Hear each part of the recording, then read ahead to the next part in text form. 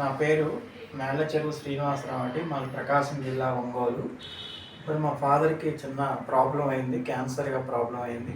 తర్వాత మా ఫాదర్ ఇట్లే మేము అన్ని గుంటూరు, విజయవాడ హాస్పిటల్స్ హాస్పిటల్ దగ్గరికెళ్ళేసి వచ్చాం. ఎవరి దగ్గరికెళ్ళినా కూడా ఇంక లాభం లేదు, మీరు ఇంటికి తీసుకెళ్ళిపోండి, ఆయనకి మేము ట్రీట్మెంట్ చేయలేమని చెప్పారు. ఇట్నే ఒకరోజు మేమందరం ఇంట్లో కూర్చొని ఫ్యామిలీ మెంబర్స్ మాట్లాడుతున్నాం. మా ఫాదరు 'ఆంధ్రజ్యోతి' పేపర్‌లో చిన్న మెడికల్ కాలం ఒక ఇదొచ్చింది ఆర్టికల్. దాంట్లో మా ఫాదర్ చూసి ఇమ్మీడియట్‌గా నేను హైదరాబాద్‌లోనే ఉంటాను, ఏఎస్ రావు నగర్‌లో. ఎమ్మటే డాక్టర్ గారిని కలవమని చెప్పారు. నేను నెక్స్ట్ డేనే డాక్టర్ మహేష్ బాబు గారు చిక్కడపల్లిలో ఉంటారు, ఆయన కలవడం జరిగింది. ఆయన తర్వాత నేను వచ్చేటప్పుడు ఈ రిపోర్ట్స్ మొత్తం ఫాదర్‌కి సంబంధించిన రిపోర్ట్స్ అన్నీ తీసుకొచ్చాను.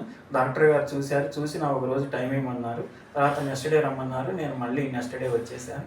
వచ్చి సార్ చూసి నా మీద నమ్మకం ఉందా అని అడిగారు. డాక్టర్ గారు కూడా 100% నమ్మకం ఉందని అని చెప్పాం. డాక్టర్ గారు ఎమ్మటే మెడిసిన్స్ ఇచ్చారు. నేను మా ఫాదర్ చూడకుండానే డాక్టర్ గారు మెడిసిన్స్ అని రాశారు. నేను ఇమ్మీడియట్గా బస్ స్టాండింగ్కి వెళ్ళి పార్సల్ ద్వారా మా ఊరికి పంపించడం జరిగింది. మా ఫాదరు ఈ మెడిసిన్స్ వల్ల మా డాక్టర్ గారు అసలు చూడకుండానే దాదాపు 5 years మెడిసిన్ తీసుకున్నారు. మా ఫాదర్కి 5 years లైఫ్ వచ్చింది. మా ఫాదర్కి యాక్చువల్గా వెన్నుపూస దగ్గర ఒక గడ్డలాగా తయారయ్యి అది తగలటం వల్ల విపరీతమైన జ్వరం వచ్చేది. ఆ తర్వాత ఈ మెడిసిన్స్ వల్ల అది కరిగిపోయి మళ్ళీ నార్మల్ స్టేజ్కి వచ్చారు.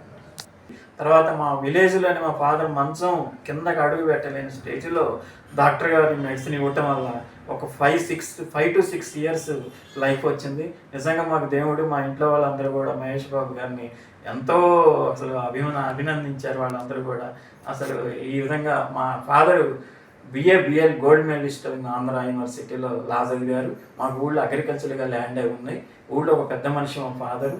ఇట్లా బలానా శర్మ గారు ఈ విధంగా మళ్ళీ తిరిగారంటే అందరూ కూడా అసలు ఎవరు డాక్టర్, ఎక్కడుంటారు డాక్టర్ అని అందరూ ఊరు అందరూ వచ్చి ఆశ్చర్యపోయారు. ఎమ్మటే చిక్కడపల్లి డాక్టర్ మహేష్ బాబు గారి వల్ల ఈ విధంగా జరిగింది. అట్లా మేము 3 years కంటిన్యూగా మెడిసిన్ వాడటం వల్ల మా ఫాదర్ 5 years లైఫ్ వచ్చింది. తర్వాత కాలక్రమేణా ఆయన ఏజ్డ్ ఎక్కువ ఇదవటం వల్ల ఆయన మామూలుగానే ఫ్రీగానే ఇదైపోయారు, కాలాతీతం చేశారు. నమస్కారం. ఇప్పుడు ఏం చెప్తారంటే శ్రీనివాసరావు గారు, సంజీవని ఛానల్ తరఫున మీకు నమస్కారం చెప్తాను. దట్టు మీ నాన్నగారి కేసు వింటుంటే నాకే చాలా ఆశ్చర్యంగా ఉంది. అసలు it is really wonder.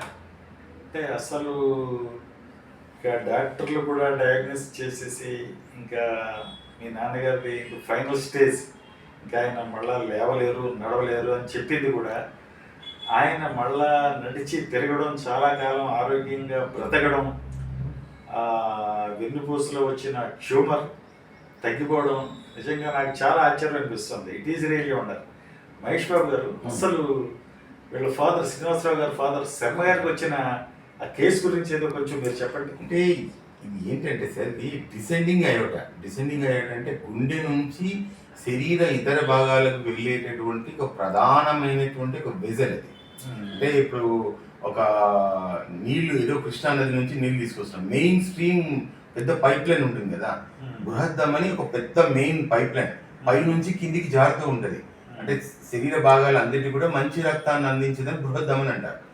So L4 L5 కు ఆనుకొని బృహద్దమని ఏదైతే వెళ్తూ ఉందో ఆ భాగం లోపల, అంటే బృహద్దమని లోపల ట్యూమర్ వచ్చింది. Soft tissue tumour sir. అది అంటే ఆ ట్యూమర్ అది క్యాన్సర్ ట్యూమరా లేకపోతే అది cancer tumour sir. Cancer tumour, it's cancer tumour sir. Cancer tumour అది అక్కడ వెజల్లో ఉండడం వల్ల, అది నిరంతరం పెరుగుతూ ఉండడం వల్ల సన్నటి తెలియని చిల్లు పడింది. ఇప్పుడు టైర్లో ట్యూబులలో సన్నటి పంక్చర్ అయినప్పుడు గాలి పోతూ ఉంటుంది, అలా పోతూ ఉంటుంది నిరంతరంగా. అట్లాగా దాంట్లో నుంచి రసి కారుతూ ఉంది.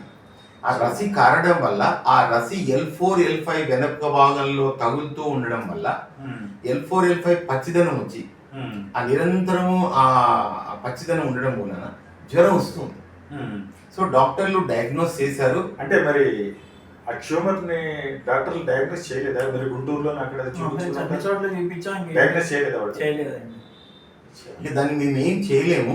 ఆ ట్యూమర్ అని మేము గుర్తించాము, కానీ అది ట్యూమర్, వెల్ డయాగ్నోస్డ్ ట్యూమర్. అది దీన్ని ఏం చేయలేము, ఎందుకంటే బృహద్దమని కట్ చేయలేము, చేసినా కూడా ప్రయోజనం ఉండదు, చేయలేము. అది మరి ఇక మీరు తీసుకెళ్ళిపోండి, ఇంటికి తీసుకెళ్ళిపోండి అని చెప్పి మీరు ఆయన ఏం కోరుకున్నదో పెట్టేయండి, రేపో మాపో ఆయన చనిపోతారు అని కూడా చెప్పేశారు. వాళ్ళు కూడా డిసైడ్ అయిపోయారు ఇంకా. సో ఈ అనుకోకుండా ఏదైతే ఆంధ్రజ్యోతిలో కేస్ స్టడీ చూసారు, వెన్నొప్పి సమస్యలు ఆంధ్రజ్యోతిలో రాసిన case study super hit columns అవి చూసిన తర్వాత ఆయన ఏమిటో ఈ డాక్టర్ గారు కొంచెం డిఫరెంట్ గా ఉన్నారని చెప్పి ఆయన శ్రీనివాసరావు గారిని, శర్మ గారి శ్రీనివాసరావు గారిని పురమాయించడం వల్ల వాళ్ళందరూ కలిసి డిసైడ్ అయిపోయి నా దగ్గర రావడం జరిగింది. ఇది పూర్వకథ. మొత్తానికి ఆయన ఈ బెడ్ మీద నుంచి లేవలేని వ్యక్తి నార్మల్ అయిపోయి లేచి నిలబడి నడక స్థాయించుకొని పొలాల గట్లపైన తిరుగుతూ ఉంటే సుదూర ప్రాంతాల నుంచి ఆయన బంధుజనాలు, మిత్రులు, శ్రేయోభిలాషులు ఆయన ఒక జమీందారు అక్కడ. అంటే యాక్చువల్గా అల్లోపతి డాక్టర్లే వాళ్ళు చేతులు ఎత్తేస్తారు ఆ కేసు, ఇంకా వాళ్ళు ఏమి నయం చేయలేము అన్నట్టు. మరి మీ దగ్గరికి ఆ కేసు వచ్చినప్పుడు మీరు దాన్ని నయం చేయగలని అనుకున్నారు మీరు? నేను అనుకున్నా కాబట్టే కదా సార్. ఇప్పుడు నేను ముఖ్యంగా ఏంటంటే మోనోగ్రాఫ్స్, చాలా ఆయుర్వేద మోనోగ్రాఫ్స్, నేషనల్ లెవెల్లో ఉన్న మోనోగ్రాఫ్స్ నేను తెప్పించాను సార్. ముఖ్యంగా వెన్నునొప్పి సమస్యలలో ఎన్ని రకాలుగా వస్తాయి, క్యాన్సర్లు ఏంటి, రకరకాలైన దీర్ఘకాలికమైన జబ్బులు ఏంటి, కనెక్టివ్ టిష్యూ డిజార్డర్స్ ఏంటి, ఆటో ఇమ్యూన్ డిజార్డర్స్ ఏంటి, రకరకాల కీళ్ళ నొప్పి సమస్యలు ఏంటి, ఇవన్నీ కూడా నేను స్టడీ చేయడం జరిగింది. అవి కూడా ఏంటి అంటే రీసెర్చ్ మెటీరియల్ తీసుకోవడము, తర్వాత వాటిపైన వచ్చిన మోనోగ్రాఫ్స్ను స్టడీ చేయడం, ఇవన్నీ చేయడం వల్ల నేను శర్మ గారి ట్రస్ట్ తీసుకున్నాను. నేను ప్రయత్నం చేసే గట్టి ప్రయత్నం ఉంటుంది. ఇది నాకు give me little time to think over అన్న. కొంచెం టైం తీసుకున్నాను, ఆలోచించాను, ట్రీట్మెంట్ ప్రోటోకాల్ రాసుకున్నాను, ఆ ప్రకారంగా వెళ్ళాను. ఆ ట్యూమర్కి మీ డయాగ్నోస్ రిపోర్ట్ ఏంటి? మీరు? నా డయాగ్నోస్ రిపోర్ట్ ఏం లేదు సార్, అది అర్బుదము అని తీసుకున్నాను సార్. ఆయుర్వేదంలో అర్బుదము అని చెప్పి చెప్పడం జరిగింది. సో ఈ తీసుకొని మోడర్న్ ఫలితాలు ఏవైతే ఉన్నాయో వాటిని జోడించి ట్రీట్మెంట్ ఏం చేయాలి. ట్యూమర్ అని వాళ్ళే వెల్ డయాగ్నోస్డ్ చేసిన తర్వాత నేను మాట్లాడడానికి కూడా ఏం లేదు కదా. దాన్ని ఏమంటారు అంటే అర్బుదం అంటారు. అర్బుదానికి ఆయుర్వేదంలో చికిత్స ఏమిటి అంటే యాక్చువల్గా ట్యూమర్ అయినప్పుడు వాళ్ళు అలోపతి డాక్టర్స్ దాన్ని సర్జరీ ఎందుకు చేయలేదంటారు? What is the reason? అది బృహద్దమని కదా, బృహద్దమని కాబట్టి బృహద్దమని వాళ్ళు కట్ చేసి పేస్ట్ చేసేటటువంటి సినిమాలు వేశారు అక్కడ.